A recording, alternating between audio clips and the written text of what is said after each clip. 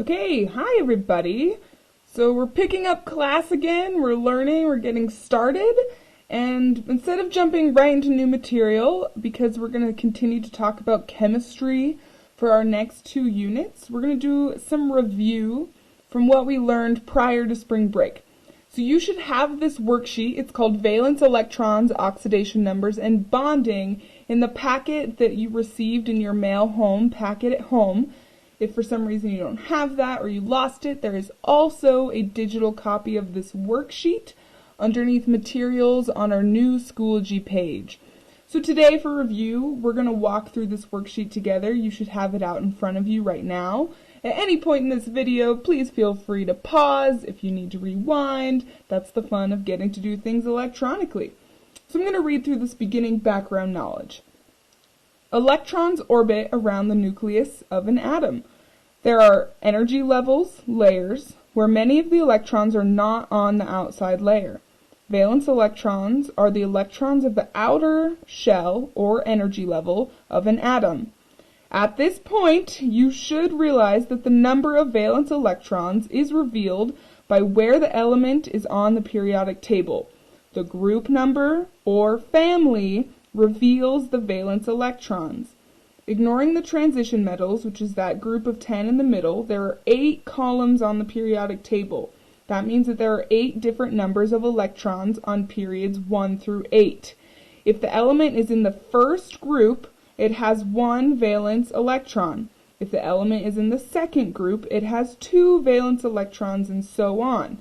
This continues all the way to the 8th group, which we know is called noble gases, which, no surprise, has 8 valence electrons. Having 8 valence electrons fills the entire energy level so that it is called full. All atoms want to have the same electron configuration as the nearest noble gas. The full energy level is the most stable in what all atoms try to achieve. This is called the rule of 8 or octet rule. All atoms will try to get their valence shell to reach 8 electrons to be full and stable. To learn exactly why, you should definitely take chemistry in a couple years, but for now, this is just so that we think about it. As atoms get closer to completing the rule of 8, they want it even more, hence they're more reactive. This is why things in that 7th group, like fluorine, which are called halogens, are so very reactive. This is why sodium is really reactive. It only has to lose 1 electron to have a full outer layer like neon. So this is kind of like an analogy to an onion. The more an onion has layers, if you're a Shrek fan, and the more you peel off those outside layers, it's like an electron, it has layers, it has these different rings, these outer shells. But a better analogy, I think, is if you think about Illegal Pete's, aren't we missing that right now? And it's going to say if you wanted to go to Illegal Pete's, let's say you wanted to buy an $8 burrito, but you only go there and you have $7. All you have to do is to get someone to give you $1 to get that deliciously amazing burrito.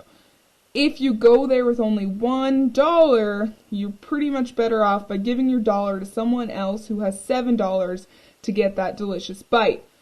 If you go there with $4, you should find someone else that also has $4 and you could probably share a burrito. And this is why you shouldn't really write these things when you're hungry. But anyways, we're going to go on to the last thing that we learned before you left before break, which is the oxidation number. And it relates to the number of electrons an atom needs to gain or lose to achieve the rule of 8. It is also the charge that an element will become as an ion. For example, sulfur is the 6th group, so it will gain 2 electrons to be complete, 8, making its oxidation number -2, because electrons are negative. Sodium is in the first column, so it will lose 1 electron, making its oxidation number +1. Remember, if it's a giver, so if it gives, remember, it's positive, and if it loses, or if it steals, it's negative. So we're going to go through this practice at the bottom of the sheet together. So we want to be able to have a periodic table available to us. You should have your colored periodic table. You could look at the one I posted on Schoology. Also, in the very back of your textbook, which is the one I'm going to use today, the very back hardcover, there is a periodic table of elements for you to use. So you have many resources. So the first one we're going to try and find is magnesium. As I see right here on my periodic table, I have an atomic number of 12, a mass number of 24. First thing I want to know is my total electrons. I know that that's going to be equivalent to my atomic number, which is also equivalent to my number of protons. So for this I have 12. Now if I want to figure out how many valence electrons I have, we now know the trick that you just have to look at your group number or your family.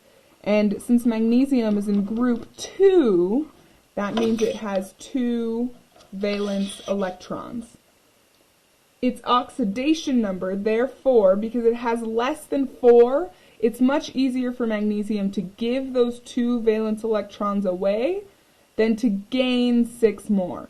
So it's going to be a giver, it's going to be positive, and its closest noble gas, closest in its atomic number, my periodic table is really big, well, magnesium's atomic number 12, if we come all the way over back to neon, which is atomic number 10, then you see that is our closest noble gas in atomic number.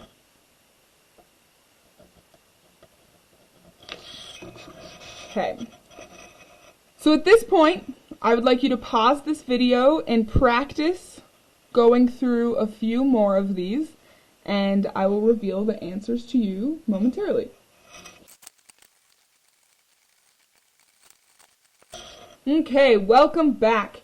So you should be able to check your answers, make sure they agree with what I have.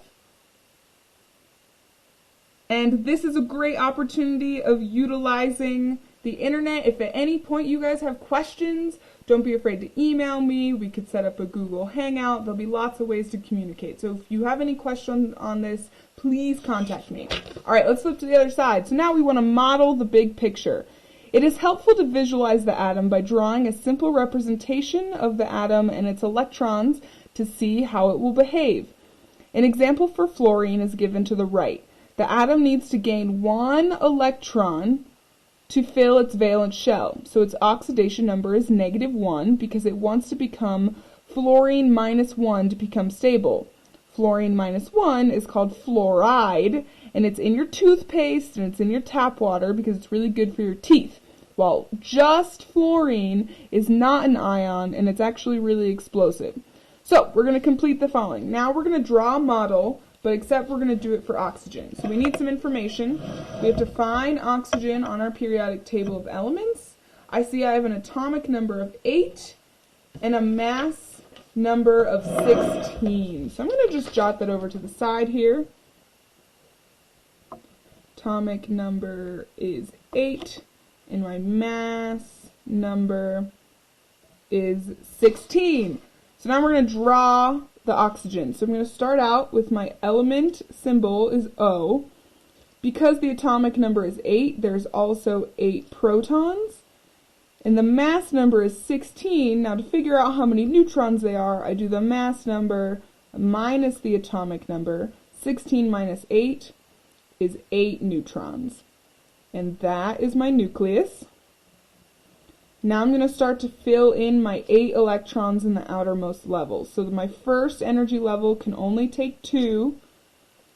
Then my second energy level, I need to get 6 more. So I'm going to go 1, 2, 3, 4, 5, 6. So how many dots or electrons is it missing in its outside layer? Well, I have 2 more spots. It would need 2 in order to get up to my rule of 8. Is it going to be easier to gain or lose to get 8 valence electrons? It's going to be a lot easier to get 2 than it is to give away 6. So I'm going to gain. And what is the oxidation number for oxygen? Well, since it's going to gain, its oxidation number, since it's gaining, it's taking, it's -2. which means the ionic charge of just an oxygen ion, once it's taken, it's stolen those 2 electrons from something else, the ionic charge of oxygen is going to be -2. So take a moment, go ahead and pause and work through this sodium atom.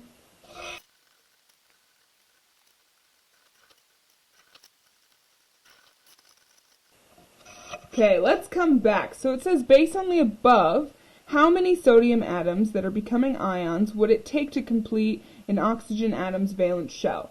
Well, oxygen wants 2, and sodium only has 1 to give.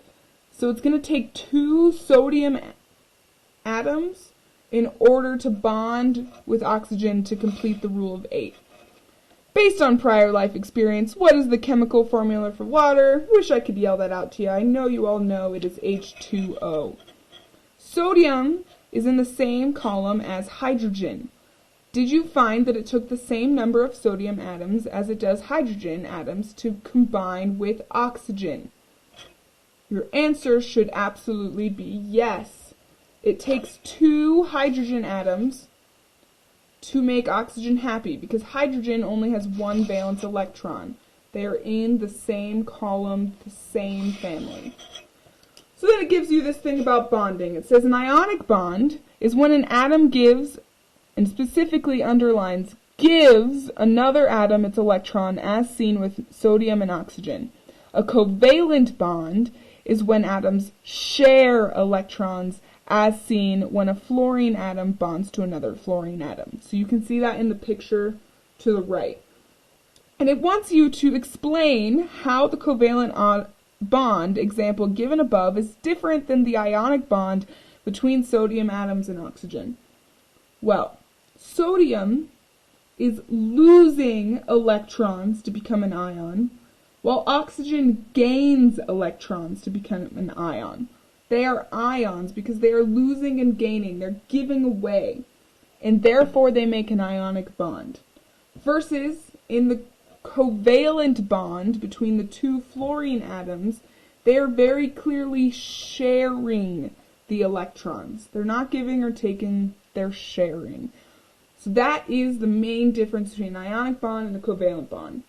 So now what you should be taking the time to do is working on your chemistry quiz number 3. Now this is mailed home to you in your packet. Work through these problems.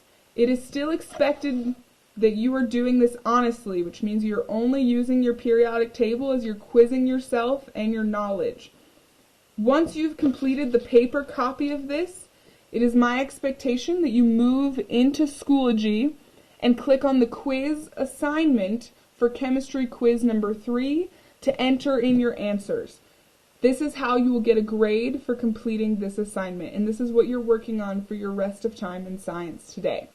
Thanks so much, everybody, and I'll talk to you next time. Please email me if you have any questions.